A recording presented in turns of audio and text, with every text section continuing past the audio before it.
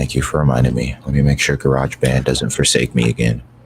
You want me to use my Rodecaster? Yes, please. Man, stop flexing like you want me to use my Rodecaster. I don't even know. When we use my $600. You want me to pull out my Desert Eagle? No. You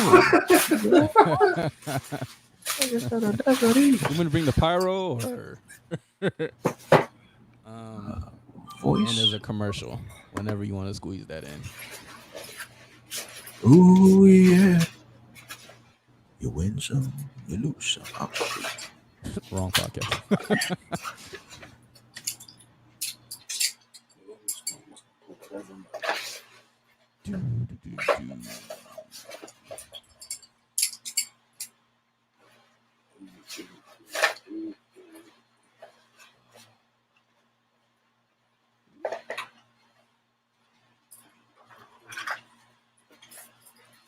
I can't hear you now. You're on mute. That's why. Everybody's on mute. Okay, there we go. I was looking at my phone battery is down to 5%. I was like, what the heck happened? Now I realized I was sitting there watching the Champions League game in my meeting. That sounds so disrespectful. Listen, I got Zoom sitting here on the tripod, Zoom meeting like that. Then on my laptop right here, I got the phone like in the corner so I can just look out the corner. Okay, we should be good here. Just let me know when. We should be good. All right. Is everybody good with their file up? Yep. Emmanuel? Now give me a minute. Give me a minute. We're going to give you 60 seconds.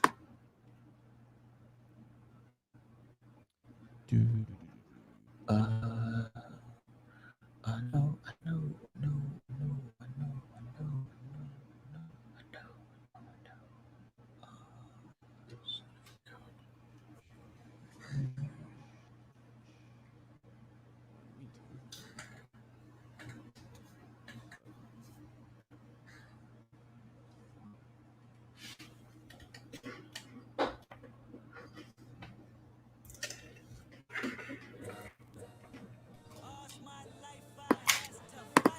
Go ahead. Check. Emmanuel? Check. Yeah.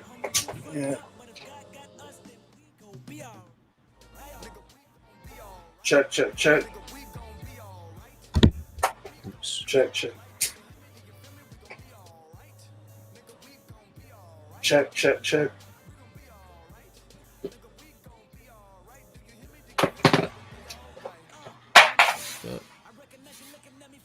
Cuts.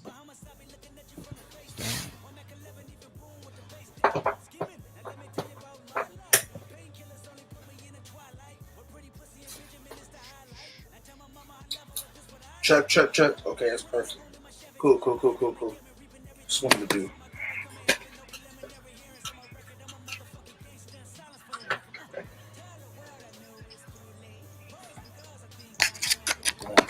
All right. Check. You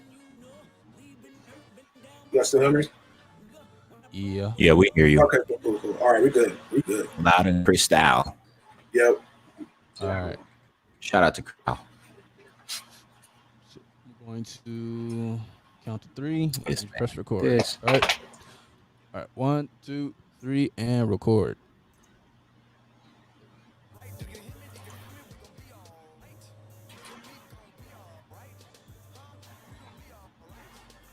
All right.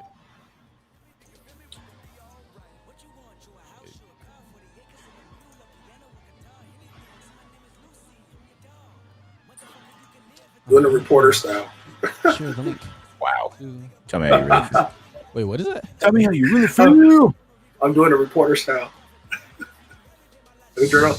We need to get you what the little things they put around it. They got like your logo or something on there. It's gonna say Funke on there. Right. A big F. Sirs.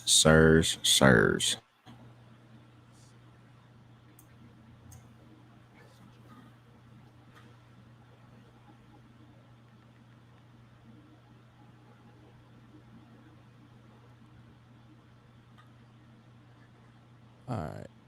So, whenever I'll start the intro. Hit him with the intro.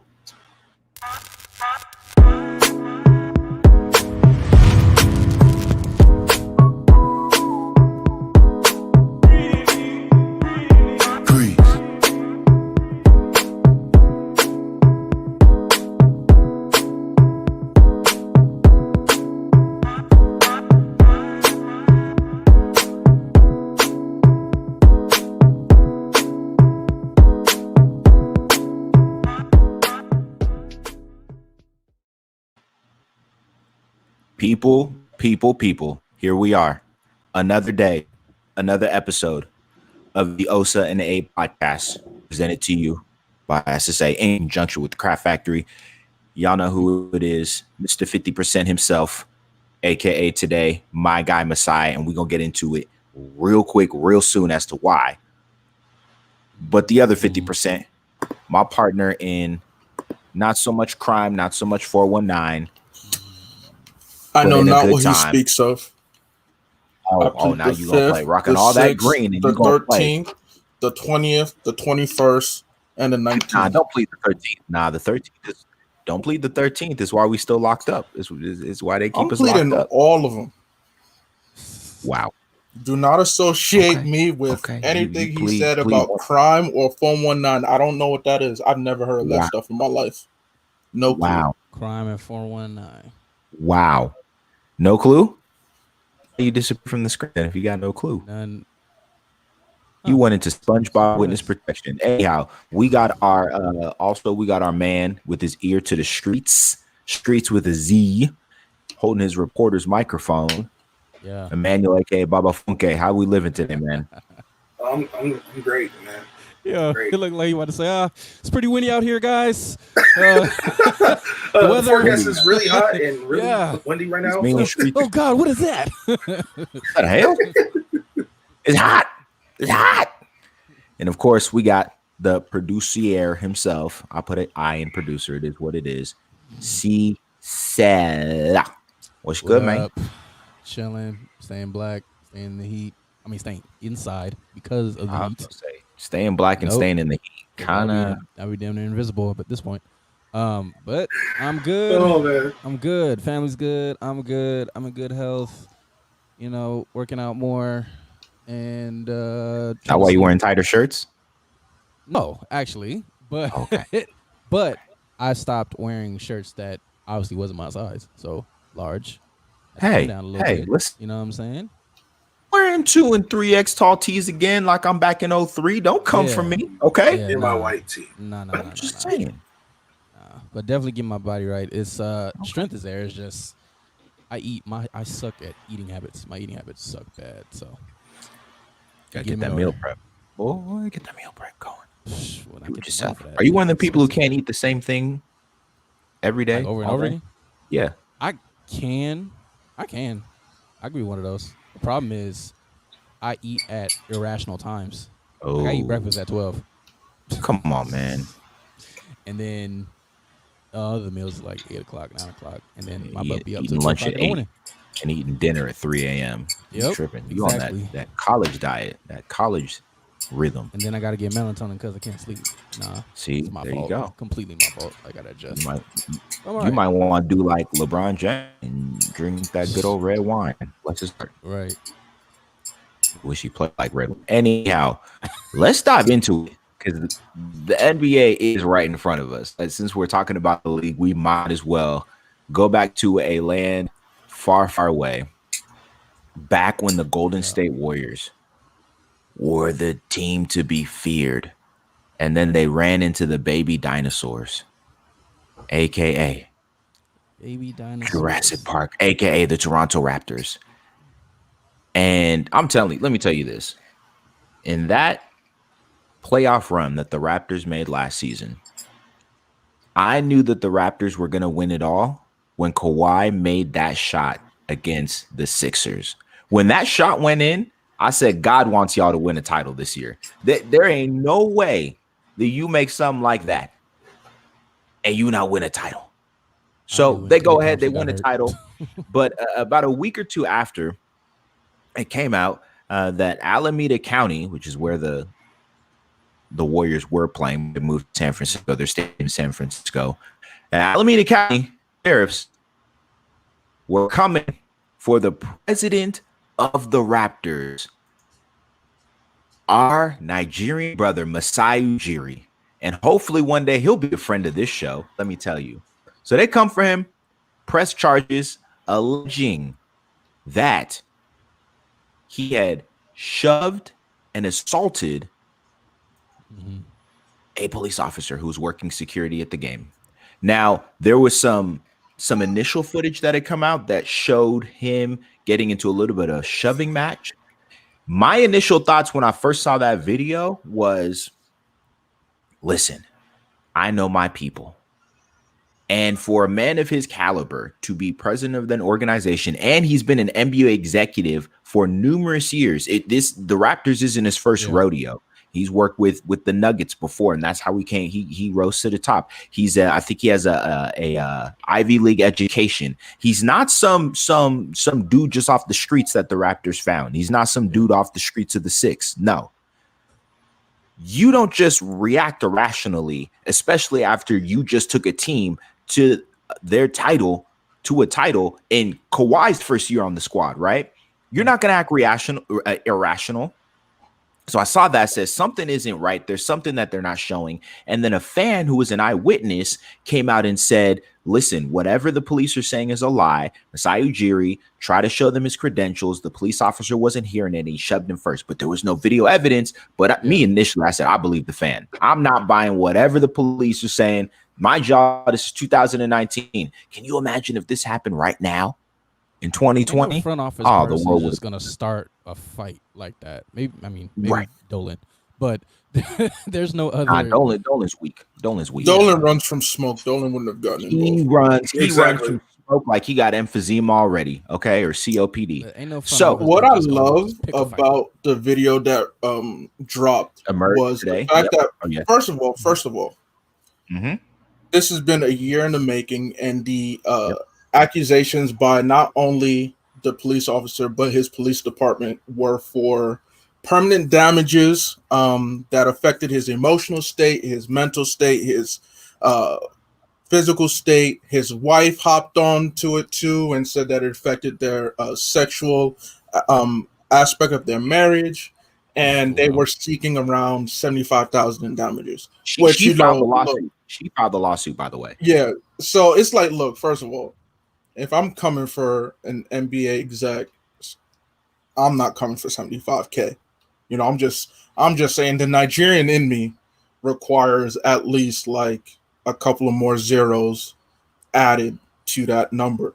Nonetheless, they were seeking $75K, and of course, Masai, he's innocent. He's against it. So the DA's office, after a month-long investigation, Alameda DA's office decided to drop the charges and say, hey, look, let's just have a meeting and discuss this.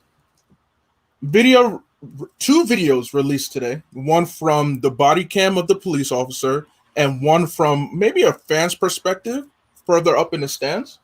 And it shows that Masai is coming down, and he's already pulling out his badge to show ID, and he gets pushed and cussed at.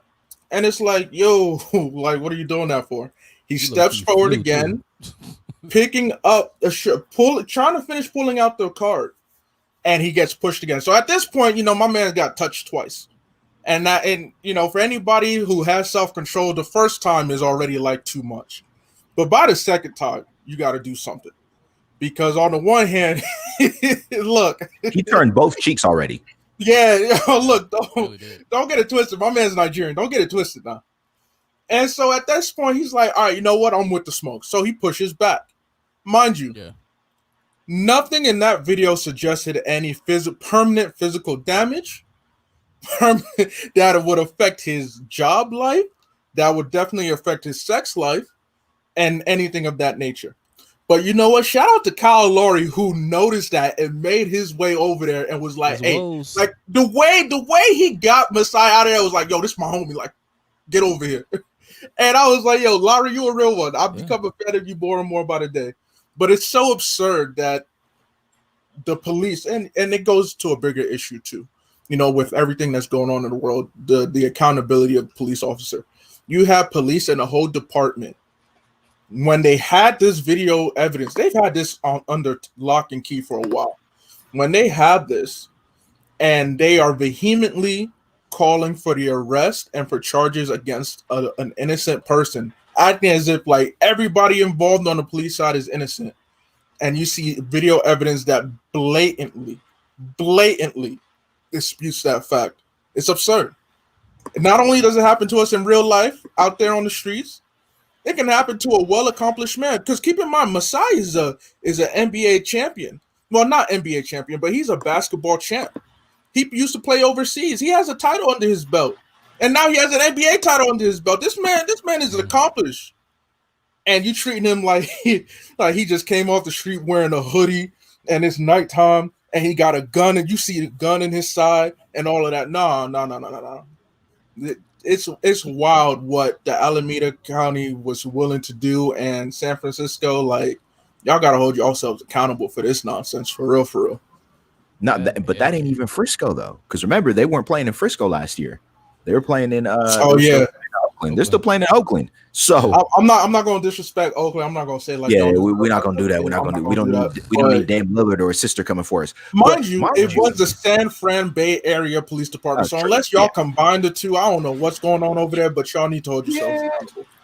They're up there in the same part of the world, mind you. Though, Masai Ujiri had an all-access credential and pulled it out and showed it to the dude. And so you still disrespected him. This man had it's not like he's some dude in like a hoodie looking bummy pulling out an all-access credential. You could be suspicious. This man got he probably got a Versace suit on. Did you see that suit on? I love that tie. That tie was clean. It was smooth. The way he tried to pull the badge out, like it was real smooth. Like he said, my man said, I'm the president of he couldn't even say I'm the president of the Raptors before he got shoved. I said, my man got access to every part of the stadium, and you think got more access than the security guard got. Let's keep it. That's just bad etiquette. Like what? Why was in your right mind just push? It was saltiness. He couldn't believe that the dynasty had just got beaten by a team that's not even in this country. They don't even play in the U.S. And mind you, it's not even like it was basic camera footage either. This is body cam footage. This is your man's body cam footage. What? You the one committing the act, and you recording yourself being stupid. It's so funny that people can have body cam showing the first person point of view, and they can still be like, that's not how it happened. No, I did not initiate. My guy, your camera shows you push it first. How you not initiate? What is that? What are you talking about? Dude. What is that? And I think about it as well. The fact that a Golden State Warriors fan came to vouch for Masai Ujiri immediately after it happened. He could have easily sat back and said, nah, yeah, I seen him. He disrespected the guard. But a whole fan came out and was like, nah, listen, I get it. We just took a L. Okay. The dynasty just fell. And y'all but what this security guard but what this security guard over there did, out of line. It's just wrong. Out of line. I'm mad that the police really was trying to press charges up or press charges. Like the sheriff wanted to throw this man is wrong. Yeah, that's it. Just fire him. You wrong. Like, and didn't he go on workman's comp afterward? Oh, allegedly, he got about 200K. Okay, we won't. Yeah, okay. No, he did go on workers' comp. We just don't know how much he got. But still, you went on workman's comp? You had the audacity, the unmitigated golly to shove this man twice, and then you got shoved back lightly, and you gonna talk about, I gotta go work my neck, my back, my neck, and my back. Stop it, man. Stop it. I don't get these police officers getting workers' comp after a act. And I gotta the story. I gotta read the section of text from the lawsuit. Okay, the filing says that is a substantial result of the harm caused by defendants Masai Ujiri, Toronto Raptors, Maple Leaf Sports and Entertainment, in docs 100, inclusive in each of them. Plaintiff, we're not going to even honor her name and her husband's name because they're out of line. Plaintiff, blank is informed and believes and hereon alleges that the injuries to her spouse are of a permanent nature and that she will be deprived of her love, companionship, care services, assistance, protection, affection, society, and moral support, all to her further damage and in excess of the minimum jurisdictional limits of this court, and that she is entitled to prejudgment interest on that amount in accordance with. So you suing for an amount plus interest? Look, I learned several years ago that if you can put a dollar amount on anything, you can sue for whatever you want. Now, look, apparently Masai got the touch of death. Yeah. He killed all aspects of their love life, of his work life. That's the main reason why she's suing. Oh man, touched him and it took his soul. He was a Death Eater, a Dementor from Harry Potter. Stop it. Stop it. I'm disgusted. I'm ugh. And we out here in the litigation capital of America in California. That didn't make it any better. I'm sick. I'm sick. But we're glad to see that the video came out. Yo, Masai, sue them. Sue them all for all they got. The department, I want everybody in that department to I want a year plus of paychecks. He's suing them. Take it out. For sure. I want it all. He's coming. He's coming. Letting it's gonna be slide cold like that. Oh yeah. I mean, that's why the video dropped, because he's countersuing. So it's like, take everything they're worth. Yeah. I don't care if you want to even take money out of the Golden State team. Go do it. Take everything. Down. I'm okay don't with do it. that. I'm okay with it. Don't come I'm for okay the with Warriors, though. Come on, man. No, I'm okay with it.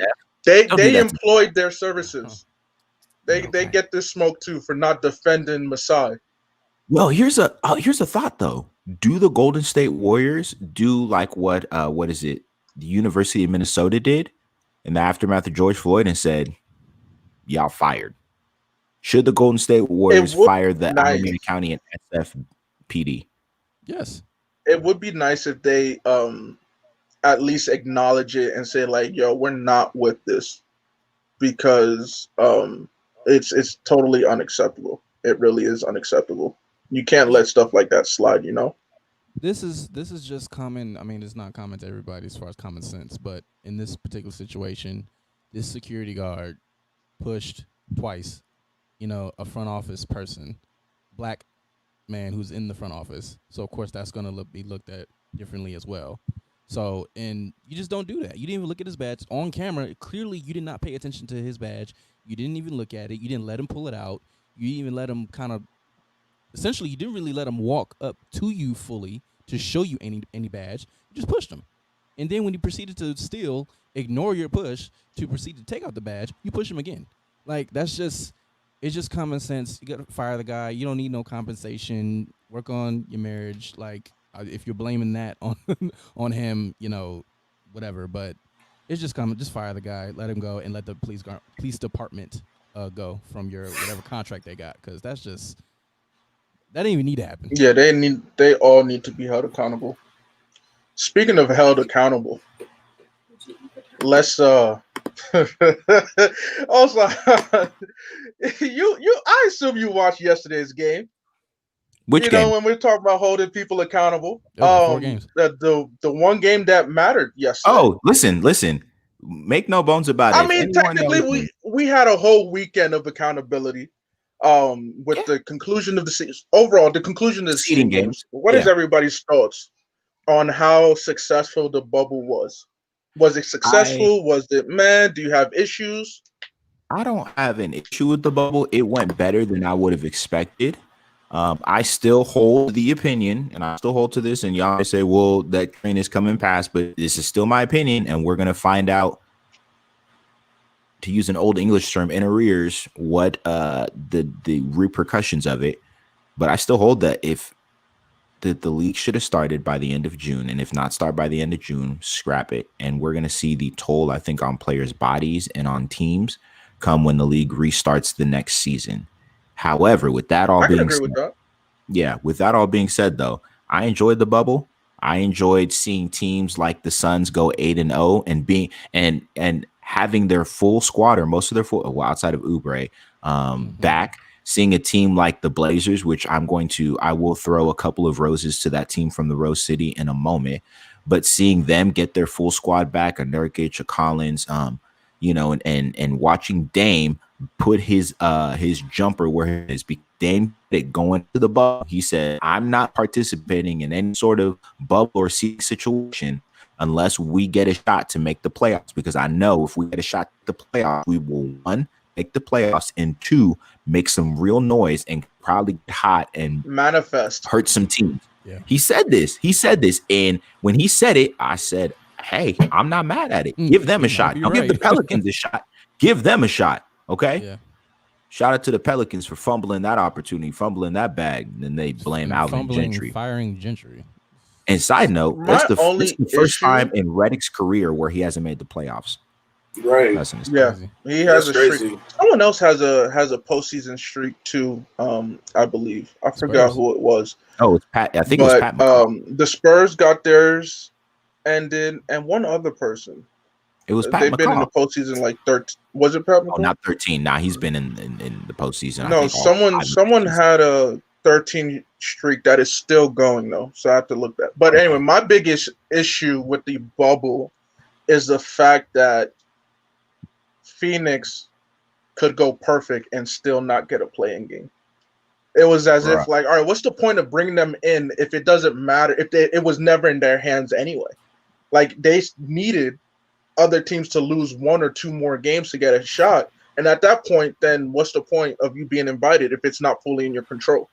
You know, I thought the whole point of the bubble was to give teams a shot, to let them have a legitimate shot. If they do what they can probably get in the play-in game. It would have been different if it ended in a tie and it was like, all right, let's get the tiebreakers.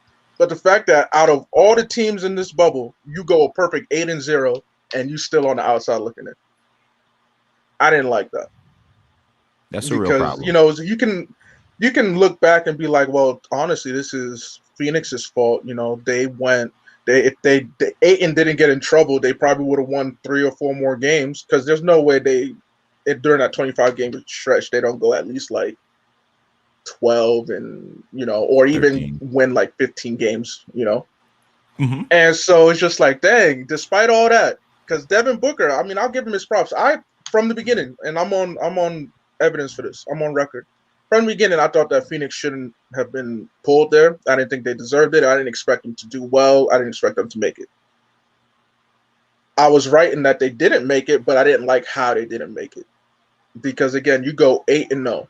You run the gauntlet. You do everything right. You get everything done that you need to get done. And it's like, oh yeah, but you're still not invited. Like, thanks for putting on the show though. Appreciate you. Mad disrespectful. Yeah. Yeah. But ultimately. Oh, sorry. You going? No, go ahead. Oh. No, I appreciate the bubble. I like the bubble. It was cool to see. I just like competition. I love the fact that everybody kind of manifested into just this competitive nature where it was nothing but you and the ball. Like, there's no fans. There was a decreased amount of media, and it was just you and the ball, you and the court. Like, you know, man up. Who wanted more? Who's better? And we'll call a spade, and then we'll see each other at lunch at the buffet line. Like, that's pretty much what it is. The fans mean a lot more to one individual person than to other people. Nah, go and do that. I'm just saying. No, do it. I'll say this from the fan side who are saying, "Oh, it's not the same. It's not the same."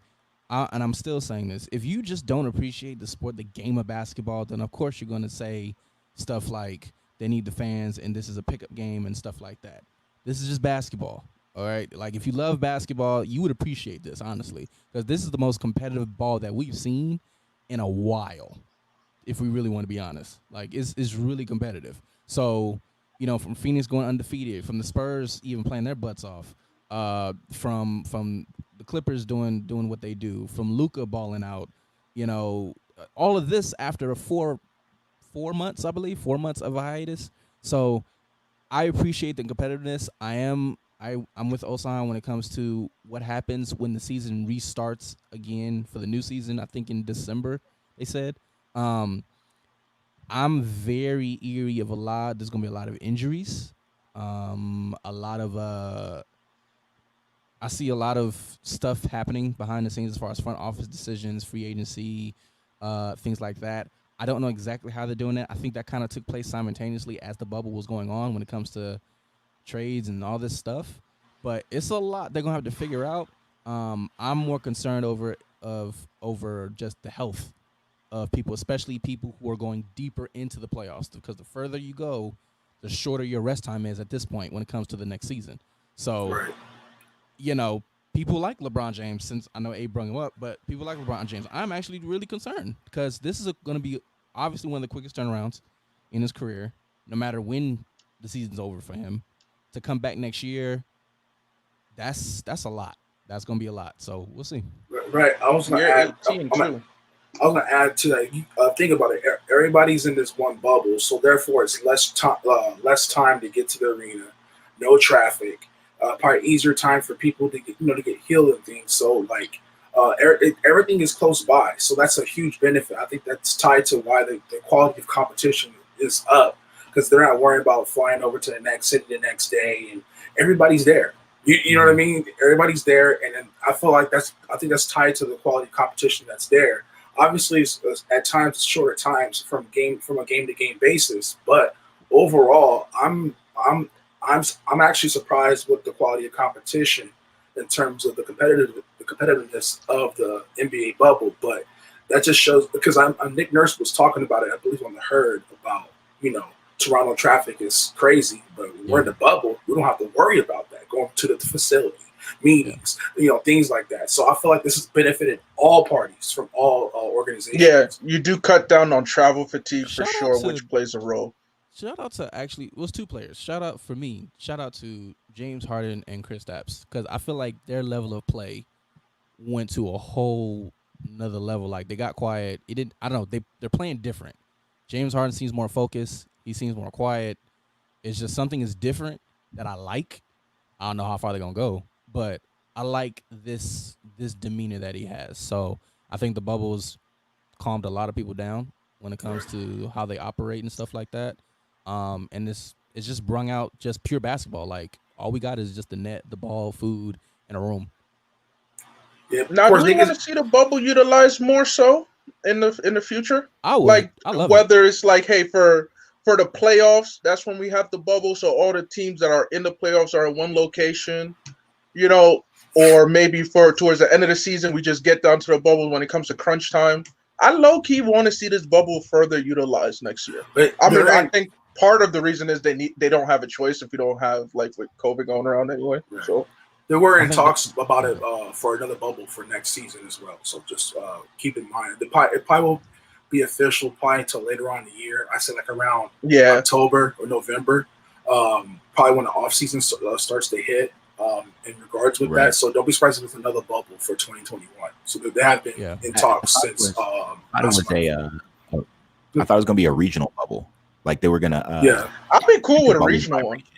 Right. Yeah, regional bubble. The bubble is cool, Yeah. Like I got to see on Monday my Celtics. Tatum and Brown, they did their thing. They was balling, dropping almost 30 each. Now it felt good. It felt good winning game one. It felt. How about for you? How it feel winning game one?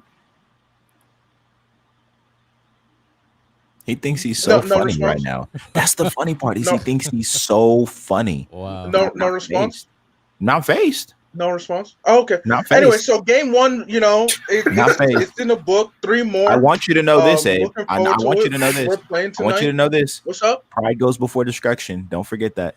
Remember the last time you tried to get pride? Remember the last time you tried to be cute on the show? Remember the last time you tried to get cute on the show? What happened? We won. What happened? What happened beat the last time you tried to get cute on the show? We beat y'all. What happened the last time you tried to get cute on the show? We beat y'all.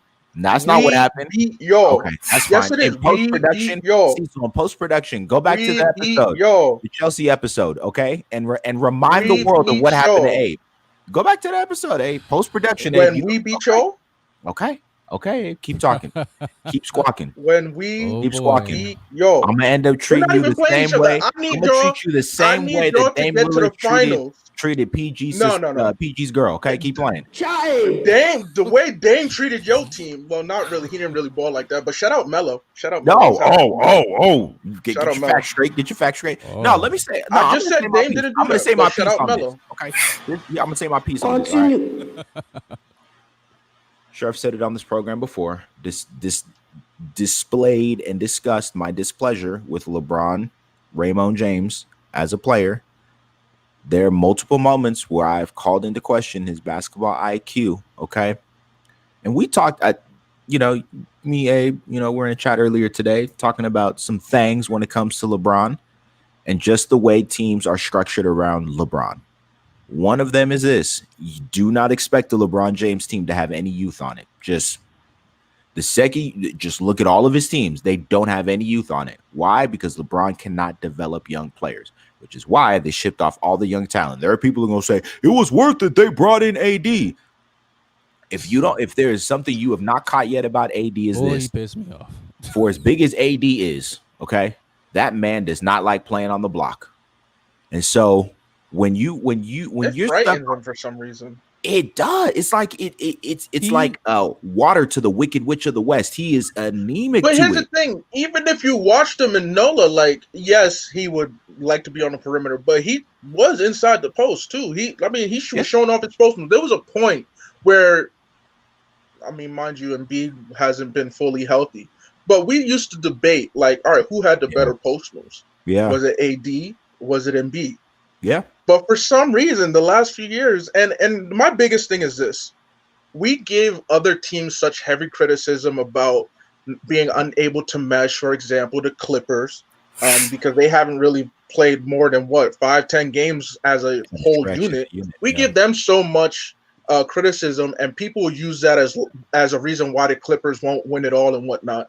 But then when you look at the Lakers, they low-key have a similar situation. This is an amalgamation of various talents and aging veterans who haven't been worthwhile in like 5 to 10 years.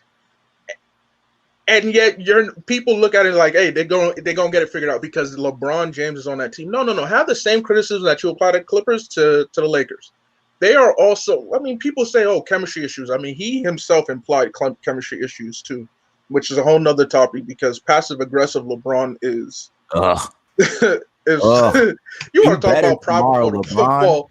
When he goes passive-aggressive LeBron, it's like, look, dog, everything is not going to work out. That was the last time he was passive-aggressive and everything worked out. I need him to go back to the game that he had against Giannis at Staples Center. That was probably the most aggressive I've seen him. Yeah. Oh yeah. When he head up against Giannis, took on the responsibility. Oh, that was 6 months ago. Guarded him. Hey, look, so long ago. guarded the man up, and was able to still score on him. So now compared to when I see people like Gary Trent guarding him, and you not taking him to the basket. Look, and you not living on the block. Listen, hold on. Chicken alert. Gary Trent. He had 21, 15, and 15, and everybody is rooting for that. Not people all not stats understanding. People not understanding. This man is, yes, we know he's about 6'6", 6'9", 250. The advantages that he has on the court is crazy. But here's the problem as far as going deeper into basketball analysis. AD, I don't know why he's don't want to play the 5, but it's almost like he knows they're more successful with him playing the 5. Jason Maples actually brought up a good point on Twitter, and he says him not playing the 5 brings up we have to have an honest conversation about players who do they care about winning or no? What do they care about more? Facts. Because with Anthony Davis not playing the 5, the only reason I can see him saying, look, in this series, I don't want to play the 5 is because when Nurkic and Whiteside are on the floor at the same time, those are 7-foot people that you got to pretty much battle down low both. So when you spin off one, you're going to run into another. That's the only reason why I can see that. Other than that, I am shell-shocked on why he doesn't want to play the 5 in certain advantages that he has. But Jason Maples brought up a good point about this is a clear sign of a person that it looks like Not saying it is, but it looks like he doesn't really care about winning. He cares about stats and cares about the flashiness of stuff. There was the Jazz game in the early in the season. I think it was like the second or third game of the season, maybe the fourth. And I remember the Lakers losing heavy to the Jazz. And this was when the whole LeBron as point guard experiment was starting, and everybody was juiced and jazzed about it. I wasn't. And so there were two changes made by Frank Vogel at halftime. Frank Vogel and the coaching staff at halftime of that game. Lakers were, I think, down double digits going into the half. One was to bring out Alex Caruso and let him be the primary ball handler and let LeBron play off ball and catch the ball either in the high post or at the elbow or sometimes in the low block. The second was to move AD to the 5. The Lakers came back and destroyed the Jazz in the second half of that game, ran wild on them. Oh. I remember in the post-game interview, they asked AD, hey, how do you feel about playing the 5? And they also asked Frank Vogel, and Frank Vogel was like, yeah, if it has to happen, cool, but AD's told me like he'd rather play the 4. Hold up, bro. You played the 5 going head up against Rudy Gobert, a perennial defensive player of the year candidate, and the team was successful. And you're going to now go back on that and say, well, I'm more comfortable with the 4. So, I guess if I have to play a 5, I will, but I'm more comfortable with the 4. No, what you're telling me is if winning is what matters, you'll be the first to say, listen, I don't care what we got to do. Put me in position, coach. Right. But instead, you care about your preference and your comfort. I'm not having it. When I watched game 1 of the season against the Clippers, and he was over there taking perimeter and mid-range jumper after perimeter and mid-range jumper, when you got Montrezl Harrell, not saying Montrezl Harrell is a slouch, but you got length over him, okay? Come on, man. Do better, AD. Do better. Don't play this. He's playing that LeBron James version of offense where you got smaller players on you, and instead of taking it to the rack, instead of banging bodies down low, you decide you want to be Mr. Finesse, Mr. Cute, Mr. Harlem Shake. Go ahead, E. I'm hot. I need to get my rant off on this one. KCP, sit down. Hit him. 1 point, 29 minutes. Triple sit single. Down. Danny Green, sit down. Single. Caruso, sit down. Boy, what a gunshots at? Sit down. He was running. The Caruso is sit down. All them shots that KCP has been shooting with being trained by a lethal shooter over the past few months, and nothing's coming to fruition. Sit down. Did he say that? Sit down. Hey, y'all just need to bully KCP like early in the season, because remember when y'all bullied him on social media? Then he had a string of games where he started balling. So y'all just got to start bullying him again. Y'all, that's what it is. You have 4 months of no bullying. Cyberbullying saves lives. In this case, it saves careers. Don't quote me on that. You have Waiters and JR on the bench. JR need to come in. If that is who you're relying on, I rather look. I never thought in my life I would say JR's a better shooter. This is real. JR and Waiters, I rather roll with them at this point. Who's been more consistent at this point right now in the bubble? I rather roll with them and sit Danny and KCP. Why? They're running nothing but wind sprints on the court. That's all they're good for. And I'll be honest, when you really look at the game and watch it, CJ and Dame are eating them up like lunch. And anytime they see them, it's green light. They can't keep up with them. And the reason why is because they don't have the quick feet like a solid defender. John Murray can't even do it. They're not quick laterally. Caruso's not quick laterally. KCP for show ain't quick laterally. Danny Green is for show cannot defend. And people need to stop with this whole 3-and-D. He's not really that good of a defensive player if we really want to just keep it a buck. So I would disagree. Not anymore. Not anymore. The playoffs. Here's the thing, though. The playoffs is all about matchups. In terms of guard matchups, this is a horrible matchup for the Lakers. I could see in the next round, maybe depending on who they play, Danny Green being more effective. But it's all about matchups, and you need to make the adjustments. I hope game 2 that they've made the necessary do a boxing adjustments. One or something, it's going to be tough. It's going to be a long night for at least for them, whoever's guarding Dame and CJ. I'm not saying let Dame go off. I'm okay with letting Dame go off for 50. Don't let CJ go off for another 20 or 30 though, because folks forget CJ is a top 5 one-on-one player in the league. His one-on-one game, filthy. He's great in the mid-range. But speaking of which, have matchups too. Did y'all peep that score? The Nuggets are getting beat by 31 right now. They getting dipped. Them McNuggets are getting dipped. Shout out to my boy Dwayne. Them McNuggets getting There's dipped. a whole quarter left. They are losing 110 to 79. Hey, Jamal, Donovan Mitchell said, all right, Jamal, you going to post me on your story? Yeah. Got it. Hey, yo, after he dropped 57 and still lost. He said That's never what I again. like about the bubble, though. You can see that. You You can drop 57 on the team, lose, and then like the person you played against is just like, oh, what's up? You just chilling there, minding your business. Hey, you dropped 57. Like, at the end of the day, this is a brotherhood, right? Like, I'm all for rivalries. Don't get me wrong. Yeah. I'm all for rivalries, but it's dope to see that. Nonetheless, Lakers they're still gonna win this series. I mean, I expect them to. I'm not about to sit here and act foolish and say the Trailblazers. The Celtic fan in me doesn't even want to see the Trailblazers beat them because I would prefer that the Celtics play the Lakers in the finals. I would want that more so than anything. But y'all will figure it out next game. You know, playoff mode, LeBron has been activated. Let's keep that in mind. It was activated 6 months ago. Y'all in good shape. Jesus. Activated 6 months ago. Listen, LeBron, here's what LeBron needs to do. Y'all may say I'm harsh for this, but whatever. LeBron, do yourself a favor and go watch that Kobe detail that he did on you in that series against the Celtics 2 years ago. Right. He gave you the blueprint, bro. So do yourself a favor. Watch that so that you can learn and refresh your memory of how you should punish and abuse and beat down Gary Trent Jr. like he just stole Bronny's lunch money. Okay? That's what you need to do. Please, because I'm not going to watch you floating around on the perimeter anymore with a man who's a whole head shorter than you. Okay? And Gary Trent Jr. is no slouch, but come on, LeBron. Come on, man. Come on.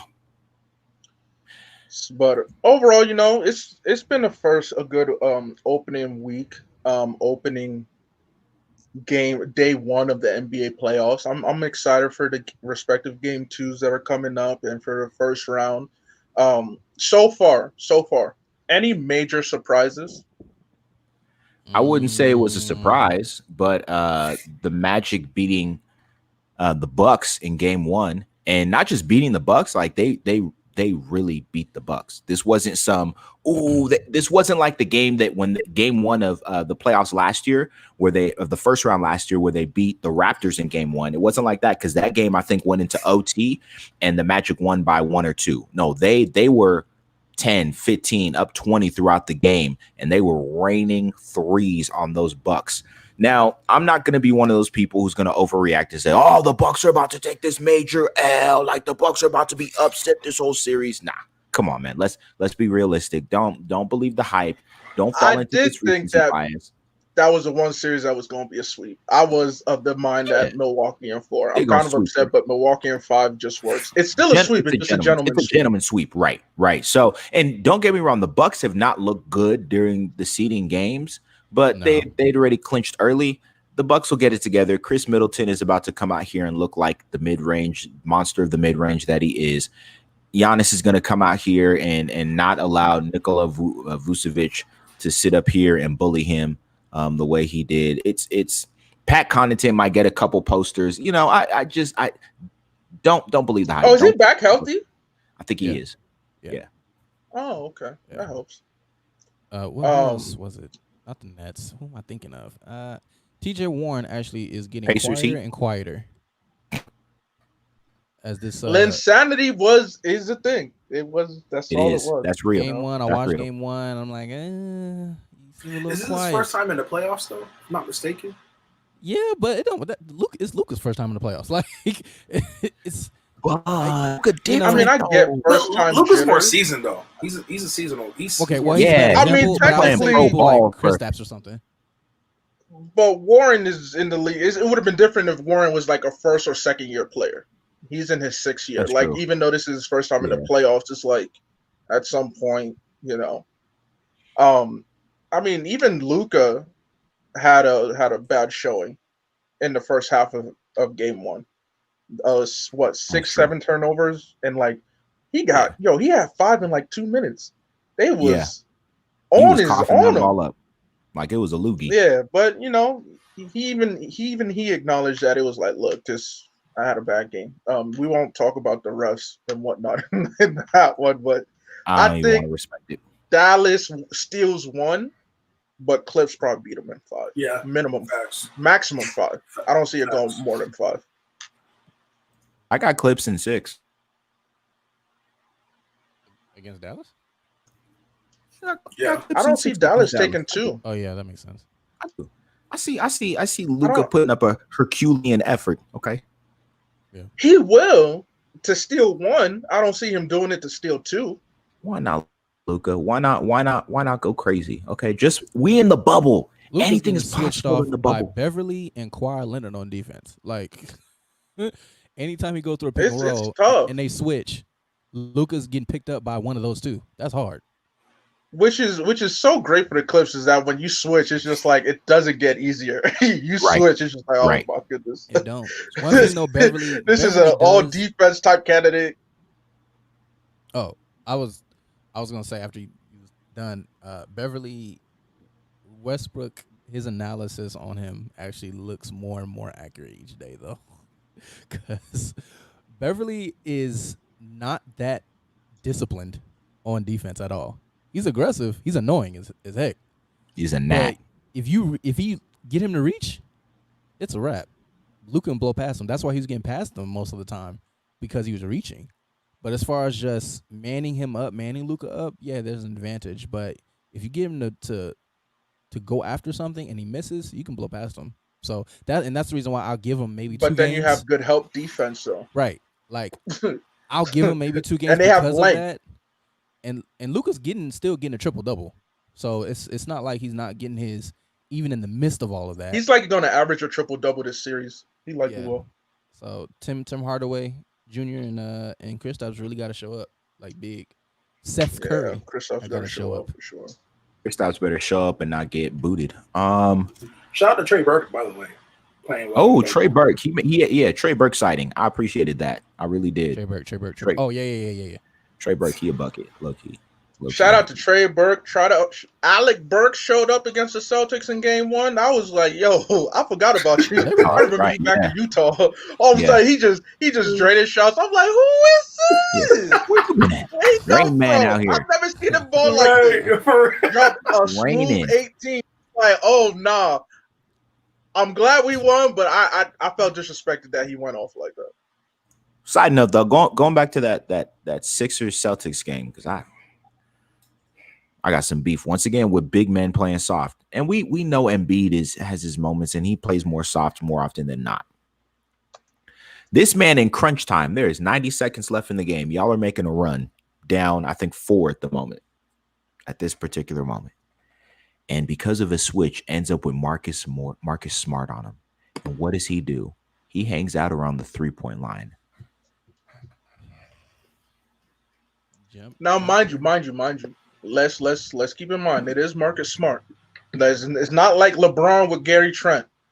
Mind you, Embiid should have taken him into the post. But if you watch that game, you saw how often, as soon as Embiid got it with his back to the basket, there was someone lurking right there. Marcus Smart forced like 3 turnovers with the help defense. Tatum had like 2 steals with the help defense. Hayward had a couple steals with the help defense. So I feel like for Embiid, it was just like, look, I'm gonna get doubled. Now I had the height on him. I still wouldn't have wanted Embiid to try to shoot it from that land. He should have taken it in. But that help defense we were playing on him was spectacular. Man, it was honestly spectacular. But think about it though. Oh, go ahead, T. I was just saying, if Embiid just don't take him in the post, I forget. At some point, it's like, man, forget the stats and how this goes and that go. Like, just body up. Like, it's Embiid. Yes, there's good help defense, and yes, the recovery is possible. But when you just 7 foot and skilled, at some point, him and AD, at some point, you gotta get in the post and just dominate at the end of the day. Because when you're 7 foot and that skilled, really, there's nothing that can really stop you, essentially. But the only thing that stops you is you being on the paint and you letting other players run these pick and pops instead of picking and rolling, which has kind of gotten lost in today's game, which is the roll part. Everyone wants to pop. So I'm a believer in recovery defense and weak side defense and weak side help. I get it. But when you're, like I said, when you're that sized and you have that talent, at some point you got to just say nobody's gonna stop me from getting 2 points. And also, No, but if we when you have 5 turnovers to go along with the 26, at some point, but Nah, I'm trying to especially say, since ooh, at what point as you're Oh, watching the Embiid. game though, do you think, hey, we've seen this thing pop up a few times. When I get the ball down low, one of the wings comes up and with the help side. At what point do you say as a team, okay, when MB goes down low, make that rotation so he can make that pass out wide? You They got go Josh quick. Richardson. Josh Richardson isn't, I mean, a spectacular 3-point shooter, but he's somewhat reliable. You got Tobias Harris. You got who's there? At least those two out there on the wings. Make the rotation so this Shake man. Milton was Shake Milton. That's the one making I it was rain forgetting. too. Yeah. So don't sit up here and say, well, I'm just gonna hang out here on the perimeter so I don't get script. Nah, man, get down low. Well, the problem is, and we've always criticized Philly for this, they don't have a team of shooters That's true. like that. That's not That's their true. style. And they gave up Redick too. Their style is to slash. Like, can they shoot? By all means, they can shoot. All of them can shoot. I mean, Embiid can hit threes if you need him to, but that's not their style of game. And especially with Simmons out, let's keep in mind, if Simmons was healthy, I still have Celtics in 6. But with no Simmons, they lose that facilitator. So now their primary, like their playmaker, is ideally Embiid. And when Embiid gets it in the post, yeah, he has to look out for those outlet passes because he's going to get double. Now, mind you, he's going to average 30 this series. He's going to get his. No, we're not stopping him. We're not stopping him at all. But it helps when you got no one else who's as reliable or as confident taking jumpers and open for a 3 and that can hit it consistently. Instead, everybody's like, yo, I'm trying to get into the middle range. Like, first of all, let's give props where it's due. Tatum was unguardable in that game. That man was cooking everybody. And they had rookies on him, which was unfortunate. It was absolutely just, I was like, damn, Matisse. Like, Matisse had a good block on him on one play going over the screen. But it's like, dang, Matisse, this is a tough assignment for you because he's hitting shots that I'm like, yo, what's going on? Perfect defense, but perfect offense. And let's not forget, they lost Sarge, too. He was kind of the homie Dario. Forgot about Dario. Facts. That's true. They kind of replaced him with Horford, basically. And to me, it lost their spacing. When and obviously Redick was gone, it lost their spacing. Sarge got traded to Phoenix, if I'm not mistaken. So yeah, he's in Phoenix. He's in Phoenix. So like their spacing is like limited in Philly. I feel like the front office is gonna have to make some big moves. Some big decisions to make. And not having Butler too. I'm not saying Butler. Yeah, that's true. Yeah, is the ideal shooter, but he does help with spacing, and he's just a dog. I mean, look how he played against Indy. He's a dog. Yeah. So and to Sean's point here in the comments, Butler is a closer. Yeah. Embiid ain't a closer. Yeah. Embiid tried to close out on Kawhi and God intervened. So Embiid, you ain't closing nothing. If I'm not mistaken, did Butler, when he got traded to Philly, did he make like 2 game winners within like less than a 2 or 3 month span? If I'm not mistaken, within the season. So that shows so that showed the impact that Jimmy had on that Philly team. You know what I mean? And then obviously those guys who could space it out. I mean, it's unfortunate, he got traded and there's some stuff going on in the locker room or whatever, but man, first round so far, though, I think this first week of playoff games has been good. And the beauty of it is also we get games. I think we'll get a quicker turnaround on games because it's the bubble. There's no travel time. There's none of that. Yeah, no. Facts. We're gonna breeze through this, but it's gonna be fun. Well, folks, because we don't need to have that 2 day gap anymore. Because of travel time. Yep. No, just do 1 day. Just get it over with. Well, folks, we gotta pay some bills real quick. Let's make it make sense. See.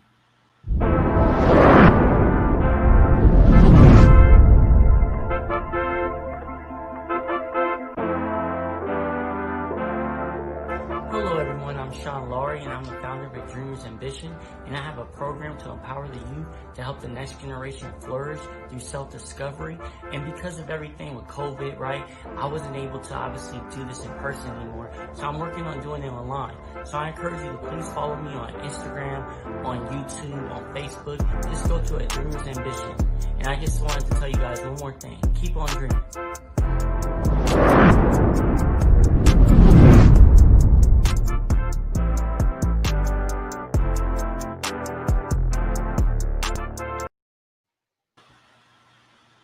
Shout out to the man.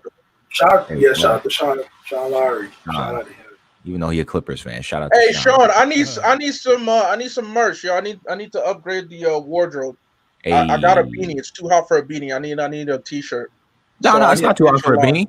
You see me rocking a beanie? It ain't too hot for a beanie. Oh, that's right. You got that whole thing of hair on. Huh? Yeah, I got. You got all that hair. That's your problem. You got all that hair. Shout out to Sean, also fellow Vikings fan. School. Okay, folks, it's time for us to dive a little bit deep into something a little. It may not seem serious, but it's a little serious. Now, the sport that has been dubbed America's pastime irks me to say that because I've heard people use that term now in some very unpositive ways. It has not been America's pastime for like the last 20 years. Let's be real. Let's be honest. But that's the argument that they're gonna use when they see folks kneeling during the national anthem. This is America's pastime. How dare you disrespect America's pastime? But anyways, that's notwithstanding. So recently, and as in recently, I mean a couple days ago, Fernando Tatis Jr., okay, who is a part of a very bright future that Major League Baseball has right now. Some of this young talent that the league has, I haven't been this excited for young talent in a very long time. Okay, it's no longer just the Mike Trout show. We got some hitters out here. Okay, some Golden Gloves out here. Okay, he's leading in 4 categories right now. 4 categories. The kid is doing it right now. Okay, yeah. He's not just a slugger like his dad. He's doing it. So recently, they are up 10-3 against the Texas Rangers. Okay, Fernando Tatis Jr. up to bat. He's got a 3-0 count. That is, if there's ever a batter's count, it is that right there, a 3-0 count. They're up 10-3, top of the 8th. Here's what happens. My man, bases loaded too. My man crushes it for a grand slamma jamma. Okay, great. I was excited to see it. Okay, listen, you done set yourself up here. Okay, Mr. Texas Rangers pitcher. Yo, you done set yourself up. What were you thinking was gonna happen? At that point, just walk the man. Don't throw a hittable pitch. You did this to yourself.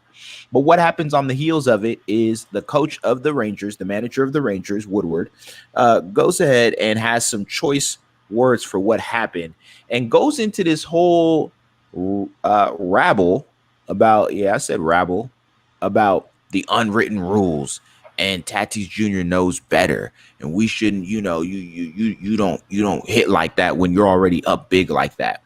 This comes on the heels as well of Juan Soto of Nationals fame hits a bomb, a 3-run bomb to go up 6-3 versus the Braves. They ended up losing the game anyways. But when he did it, he took a long look at it wasn't even that long either. Like it was one of those. He hits the homer. It was one of those. You know what's up, and you just look at it like yeah, you admire it. Yeah, it flips the bat, does his thing, walk and takes his bases. Picture for the Braves. I'm sorry, Will Smith starts cussing at Soto. Is he former Dodgers great? Former Dodgers legend, Will Smith? No comment. So what does Soto do? Takes a nice little slow trot around the bases, okay? So pettiness, you love it. Petty. I love it. Pettiness in America's pastime, okay? But here is my question and my issue with this. Because you have 2 essentially, Latinx players, men of color, doing big things in the league. And they are criticized for a measure of expression and a measure of swagger and bravado. However, last season during the College World Series, for example, Tim Anderson smacks one and does a bat flip. No, not college versus Chicago White Sox. Oh, so, I'm sorry, Chicago White Sox. My fault. Smacks one, does a bat flip, and folks is talking about hashtag stick talk, celebrating it, right? Yo, he was feeling himself. Yo, Twitter was Feeling making it. videos out of sauce. Oh, Twitter was fire. acting like my man. Twitter was acting like my man was the guilt, El Chivo, okay? But Soto does it, and he's looked at as disrespecting the game. Tatis Jr. does it. He's looked at as disrespecting the unwritten rules. So my question is this, guys. Is there a disparity and an inequality in the that's held, especially in a sport like baseball, when it comes to the unwritten rules? And I think on a broader level, not just in baseball, but in society at large, is there a different standard applied that you would say to blacks and people of color when it comes to unwritten rules, whether it be in sports, whether it be in the workplace? How y'all view it? So for me, when it comes to this incident in basketball, because even though even Tim Anderson last year was getting a lot of criticism, they were like, "Yo, you're being really ignorant. You're disrespecting the game and whatnot." There's a whole old school, new school mentality. And mind you, we all have a problem with baseball old school because they're the same reason that, like, they're the same people that won't give Barry Bonds his roses regardless of the steroid allegations, steroid usage. And at the end of the day, it's like, why not see these young kids show passion for the sport that they love to play? This is what they're doing. This is what they love to do. If you're on my team, Pete Alonso is out there ripping people's jerseys every time after a home run now. Me, I'm just like, hey, you know what? It's weird, but go do your thing, Pete. I love the aggression. I love the show of passion. Go ahead and do your thing. And for me, what Tatis did is like, look, dog, keep in mind, last year, the Padres were losing 11-4 to the Rockies after 7 innings. They come back and win the game 16-12. So the Rangers talk about unwritten rules like, oh, y'all were already up. It's like, hold on. How many times have we seen people come back from 7, 8, 9 runs? I've been on both sides of that as a Mets fan. We've blown 9-run leads in an inning, and we've came back from 9-run leads. Shout out to the Nationals. We've traded. So it's like it happens.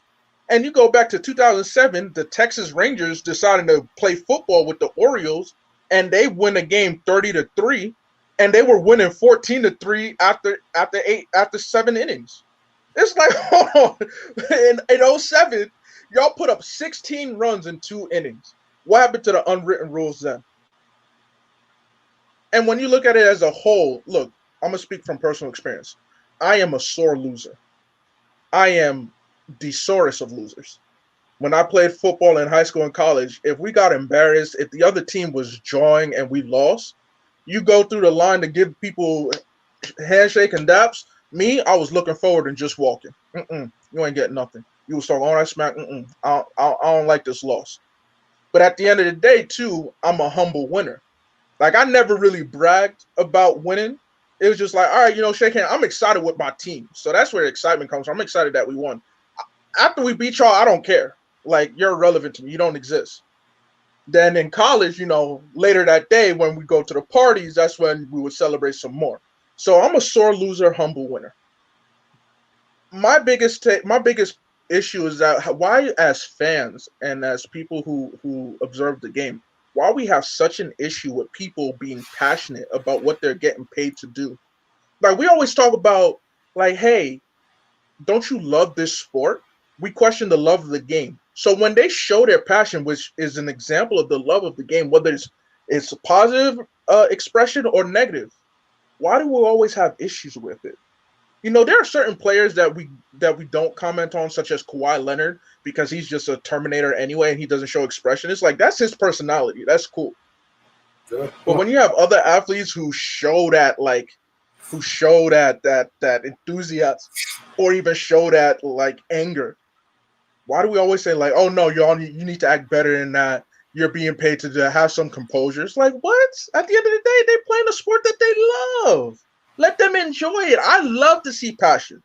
I love that makes me know this is real, which is why I prefer college basketball over the NBA as a whole, because in college, that's where you see raw emotion. They're not getting paid for it. They're not getting paid to play right now. They're use that emotion that they show. That's because they love the sport. This is what they came here to do. Yeah. So it's just, for me, it's like, look, society gotta stop trying to create imaginary pedestals and standards for athletes. Yeah, in my opinion, it's as if they are dehumanizing them. They're like, hey, we're human beings. We can do that. Y'all get paid for this. Y'all can't do that. No, y'all can't have human reactions. That's unacceptable. And that's completely wrong and invalid. I don't like it. I feel like there is a double standard. Like it's and when it comes down to ethnicity, I do feel like uh in the major sports there is a kind of a leash, if you will, on people expressing their passion or emotion um on their level of the game. I like Tatis. To me, didn't do anything wrong. From what I seen, there was nothing there that demonstrated, bad, quote unquote, bad behavior or, um, you know, bad sportsmanship or anything like that. Like it's a 3-0 pitch, and because I have bat, there's ball. I'm going to hit. Like I mean, it is what it is. Like it's his fault that he gave a bad pitch. Um, the game is still going on. What do you expect him to do? So, I do feel like if this was maybe another person in particular, I can't think of a name, but a person of certain status who Mike maybe they Trout. would Trout, for example, who maybe if they was the face of the league like Trout is, um, would have been no problem at all. But because this is a person who has a has a flair to the game and it kind of reminds me of like Iverson back in the day when Iverson would have that flair, but he would get ridiculed because of that flair. And that's essentially he didn't really do anything wrong. It's just there was a certain swagger. He was confident. He knew what he was doing. He knew his surroundings, and he went out there and balled the way he wanted to ball and did what he wanted to do, and really didn't break any rules per se. Just like Tatis in this manner, he's not breaking any rules. He's not, disrespecting anybody. He just plays with a certain swagger, and I think when it comes to that type of persona, not the industry, but the sports world, if you will, still has an issue with that type of persona. Like if you come and if you have this confidence, like we don't run you, then we have a problem. That's what it comes off as. Like if you feel like you don't have to answer to us, or you feel like you're coming on this field or the court, and you kind of have this swagger, like I can do what I want, then we got to check you, or we got to look at you more, or we got to give you more technical fouls, or we got to, really, really, come at you strongly because you have this type of aura and we don't appreciate it. When that actually was giving you more money, it's giving you more revenue, it's what's making people watch your sport. So I do feel like, front offices and even commissioners really have to take a hard look at how they get their revenue, because how they make money is off athletes like Tatis and Iverson back in the day. Lamar Jackson has a little bit of that same swagger. Mahomes even just a little bit. There's just players that they just have that confidence, and stop critiquing that as a bad thing or a wrong thing that's hurting the league. It's been aiding, your sport for hundreds of years, not hundreds of years, but you know what I mean. So Right.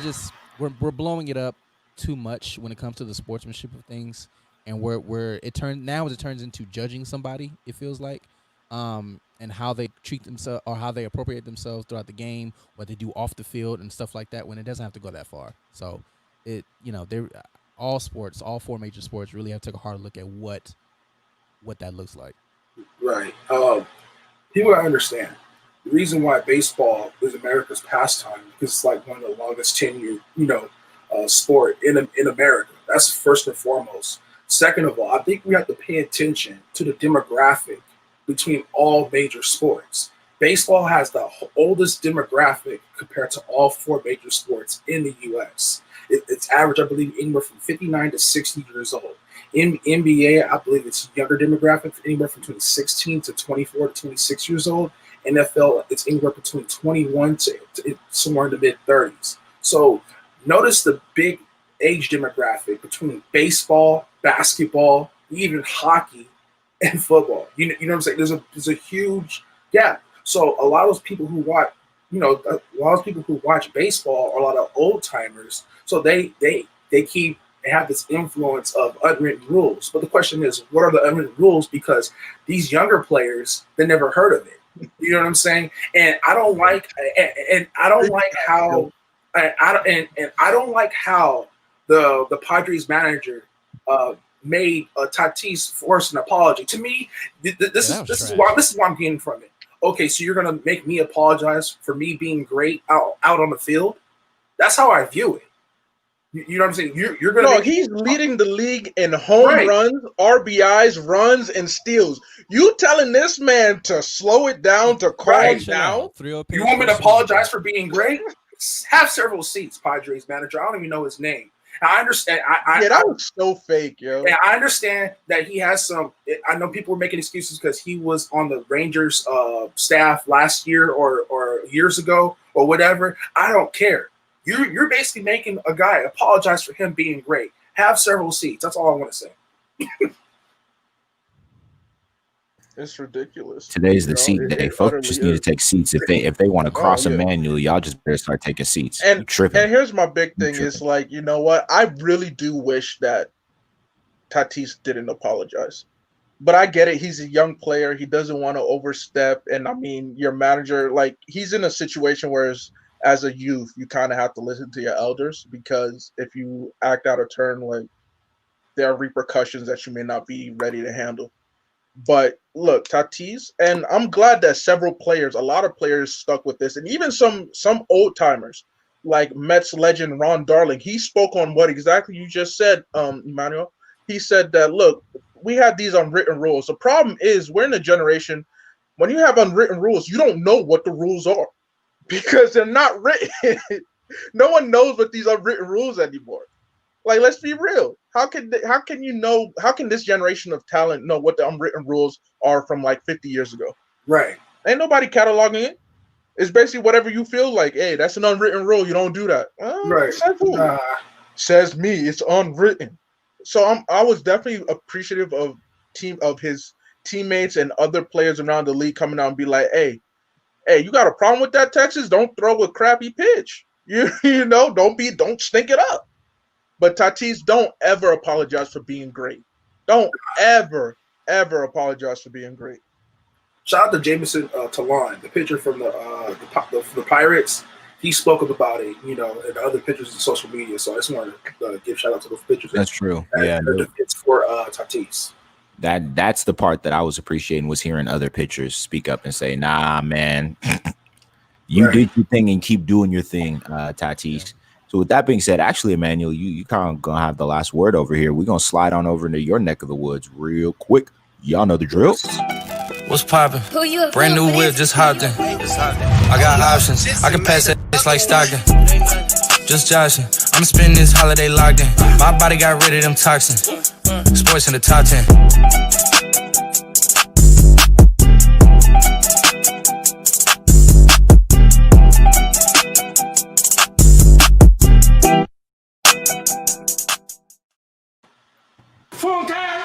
Yes, indeed.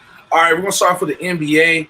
Obviously, I don't know if you guys heard about the rumor about Lonzo being checked out in the NBA bubble. Also, there's, according to one executive, he said that don't be surprised if Lonzo is on the trade block in terms with that. And obviously, I think none of us would be surprised. And somebody mentioned that don't be surprised if one team drafts LaMelo Ball, they could trade up and try to get Lonzo, because David Griffin's more open for trading him more than what people believe. And keep in mind, he wasn't that high on Brandon Ingram when he traded for AD, but he understood that was the best value he could get in return. Wait, trading the brother to get the other brother? Yeah, they play on the same team. So okay. Yeah. So don't be surprised. No. But they're saying that if one team drafts LaMelo, they'll probably figure out a way to try to get a trade for Lonzo, so both brothers can play on the same team.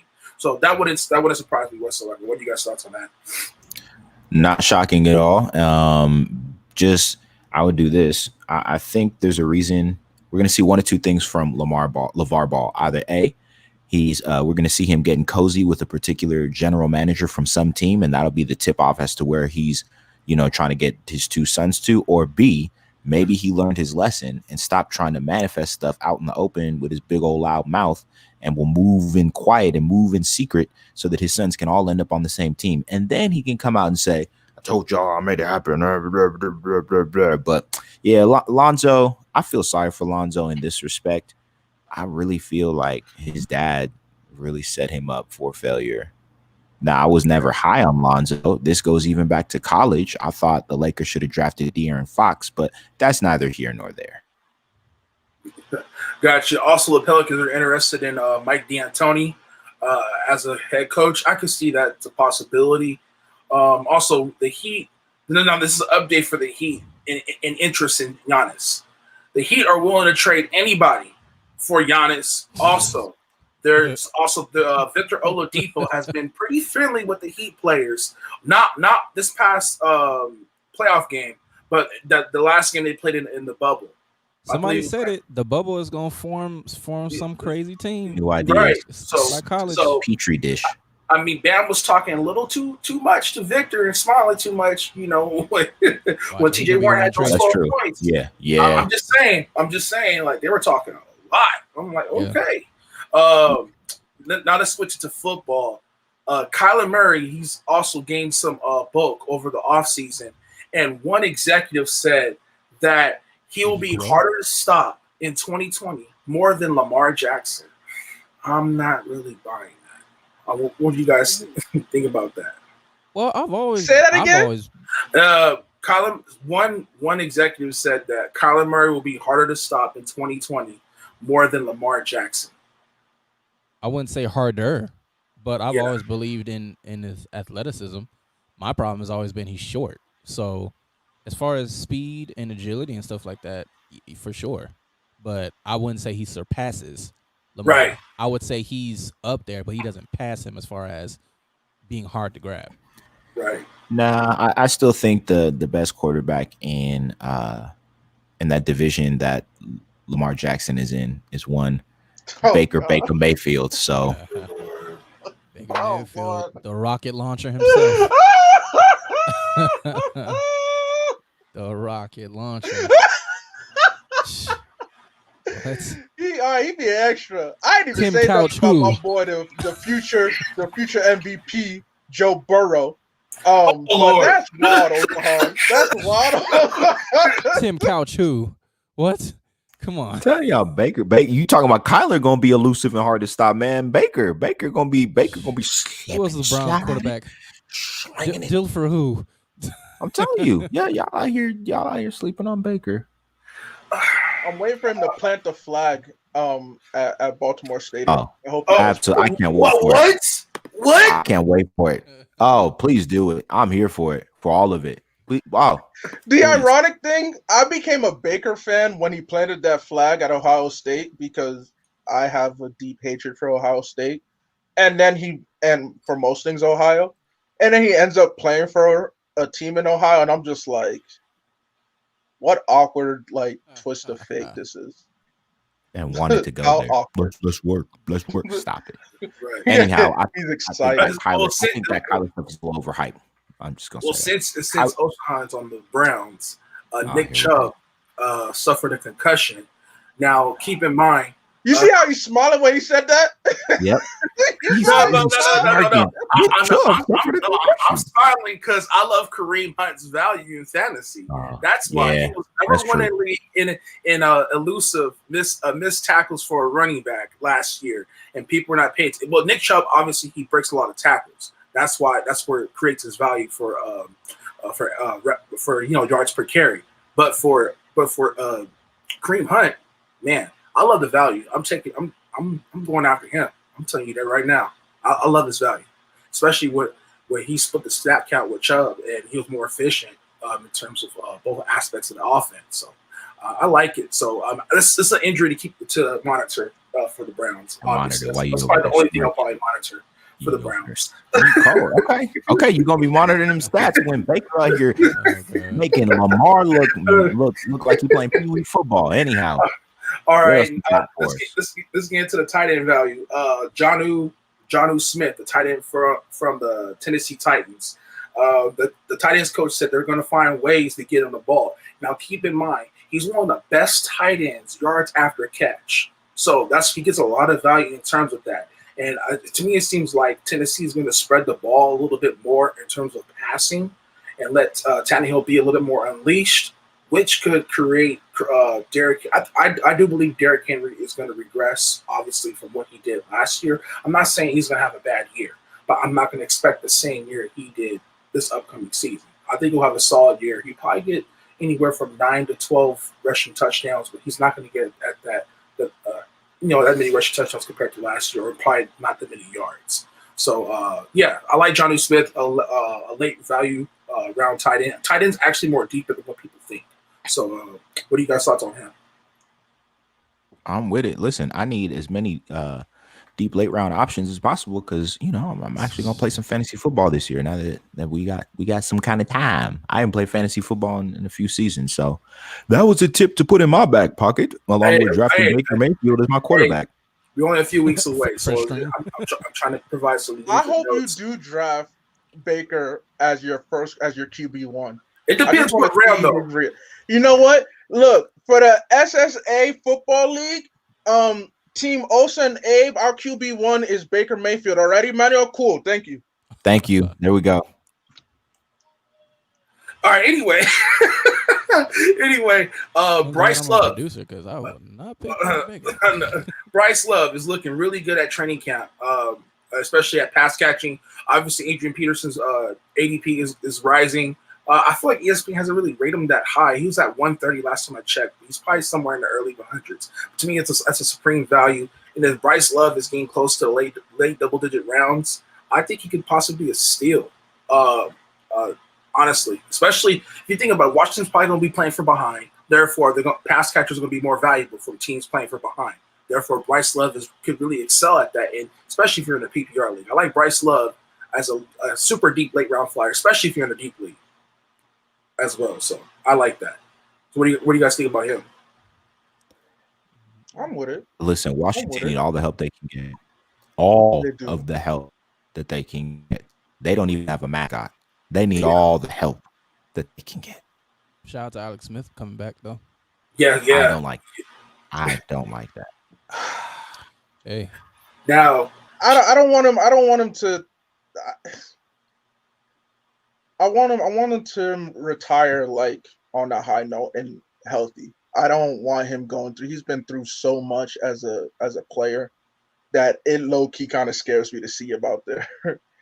Especially with no preseason and whatnot, and the likelihood of injuries increasing for someone like him. I'm scared.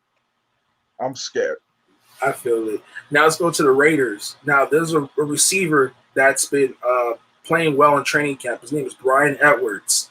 I'm hearing that he's going to be the number 2 receiver, and they're going to put. I heard of that. They're probably going to put a number 2 receiver. He's been bolstering up. His ADP starting to shoot up, by the way. So he's a guy that you could look for later on in rounds. I actually love Tyrell Williams as well as a late round flyer because he's actually a very underrated red zone receiver. So he's a guy you like him as your wide receiver for.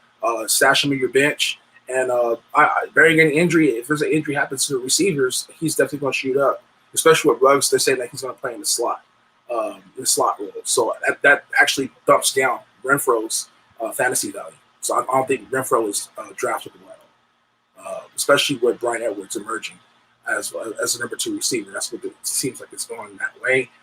J.K. Dobbins actually is planning on pushing for the starting role for Baltimore.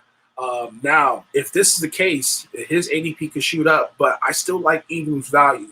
Only at a particular close to mid-round, 5th or 6th round, depending on who's on the board.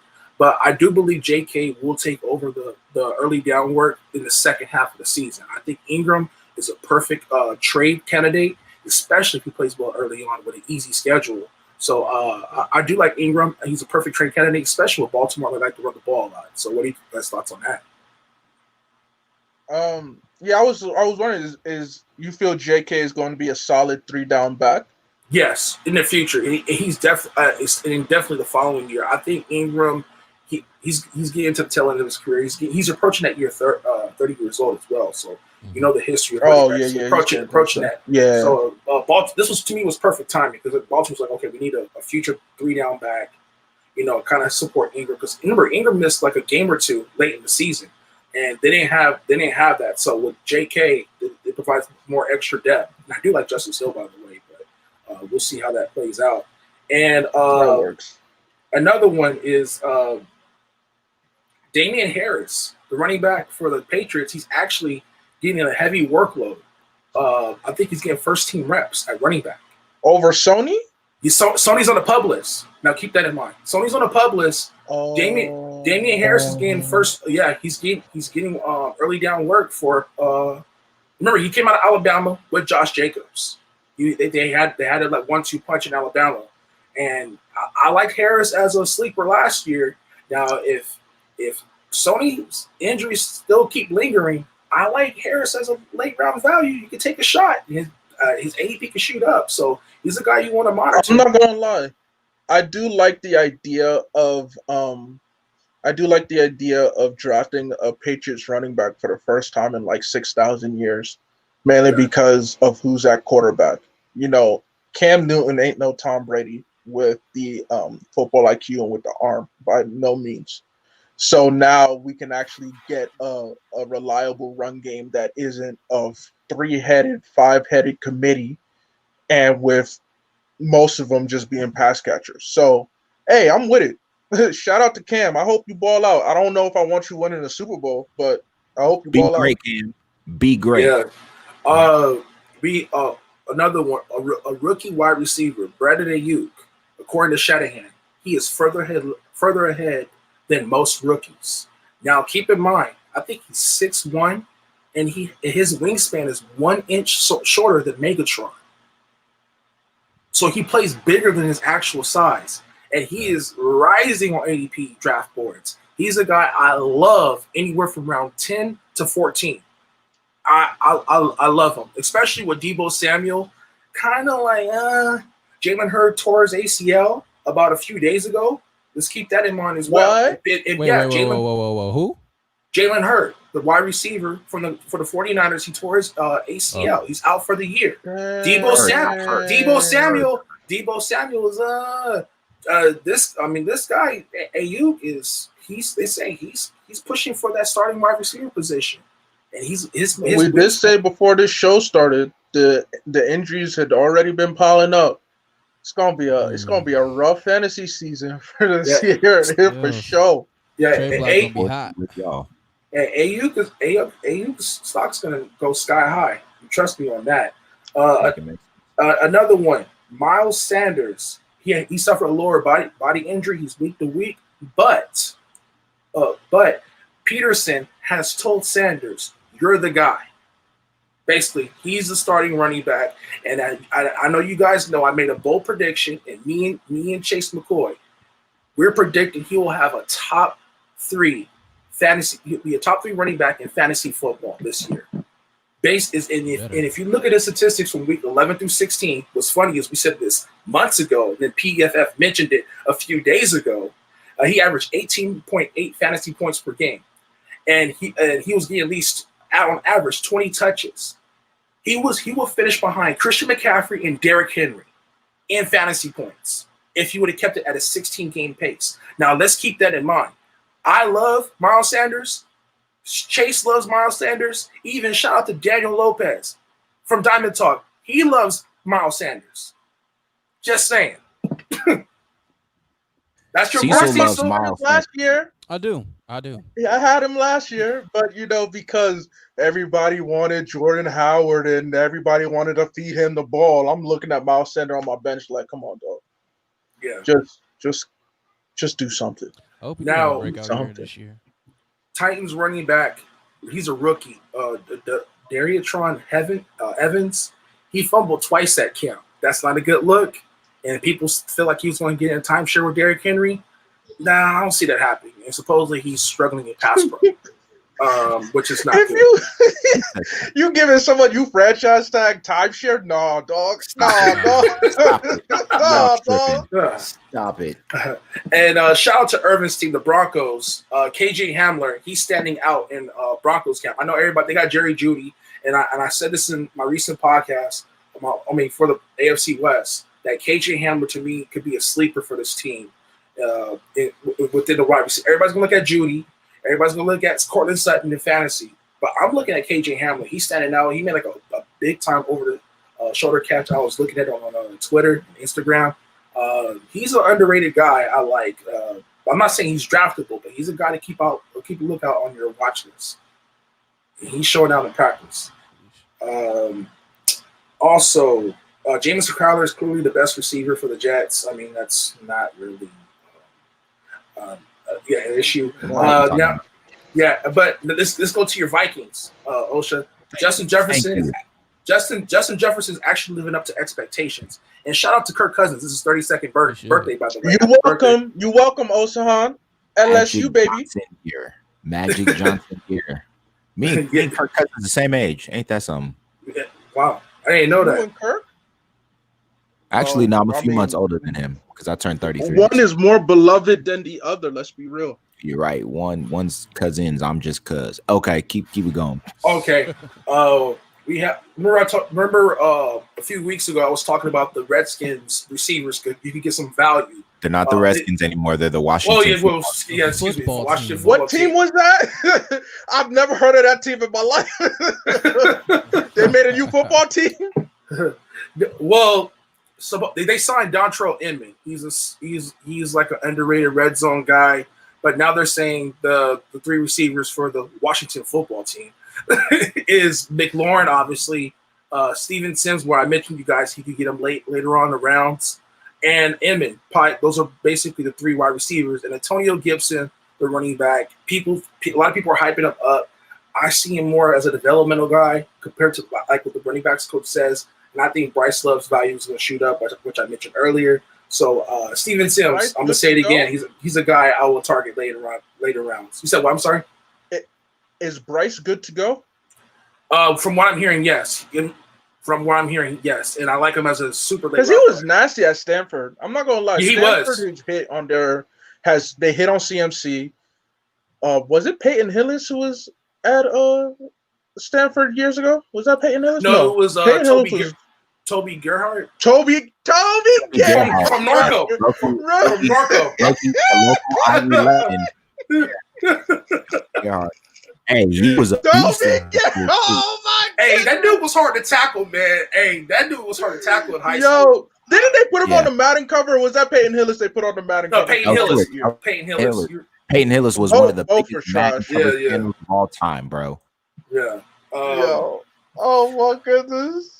All right, more rookie running back news. DeAndre Swift, he's impressing the Lions in terms of his passing game. And keep in mind, listen to Kerryon Johnson. He was battling some injuries, and over the past couple of years, he couldn't really kind of get it together. I think that's the reason why they got with Swift. Swift's more talented. Kerryon's more like a home run hitter. Like if he sees a hole, he'll come shoot it and just bam and just go for it. But with Swift, I do expect him to be the lead back in Detroit, but the problem is Detroit's going to be falling from behind a lot, my personal opinion. So you're going to see more throws from Stafford, and I like Stafford. I like Matthew Stafford as a QB2 on your team based on matchups. I'm not saying he's a starting quarterback, but yeah. Fitzpatrick is a starter for the. He's named the Week 1 starter for the Dolphins, which actually bodes well for now. But that actually bodes well for the Dolphins wide receivers for fantasy. For Devontae Parker, Preston Williams, and those guys. That's actually good news for the receivers. Another one, Paris Campbell, wide receiver, former Buckeye. He's standing out against with the Colts. Minnesota, they're actually experimenting with Irv Smith, playing on the outside at receiver. That's what I'm hearing as well. And another huge fantasy news with the Chargers. Eckler and Justin Jackson they're both seeing first team reps. Justin Jackson is 14 or 16 average ADP. I like him as more of a value. Eckler, I see one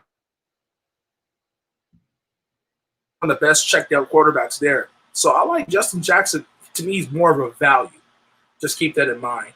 And real quick with the Rams, Jared Goff compares rookie wide receiver from Florida, Van Jefferson, to Cooper Kupp.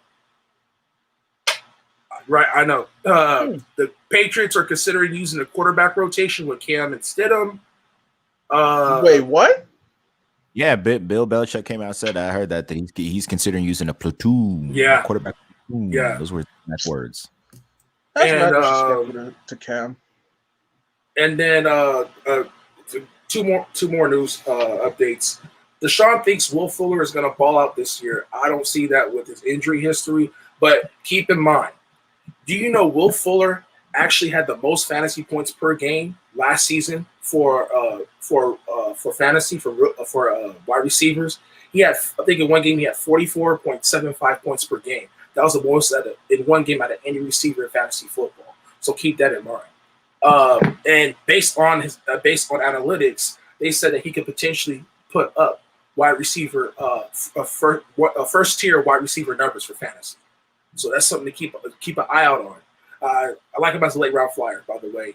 And last thing, Tua, he's looking good in terms of his mobility in practice. But obviously they named Ryan Fitzpatrick the starter. But other than that, that's all my news and notes. And that's it. As always, things looking good in the mill. Hope y'all were taking note out there for your fantasy needs. We got what you need. With that being said, folks, I think that concludes another episode of the OSA podcast showcast, whatever you want to call it. We in here. And so, folks, just as a closing note, be great and don't apologize for being great. And actually be humble. Be humble and be great, okay? Do those and don't apologize, okay, for it. Be who you're going to be within reason, of course, and let people feel the weight of that. Don't apologize for it. All right? That being said, I'm 50%, my partner, the other 50% somewhere on here with our co-stars and co-host here, one Emmanuel, aka Baba Funke, and our producer, Cecil himself. But as always, y'all know what it is. One thing, two words, get it in your brain. Oh my God. Get out of here, man.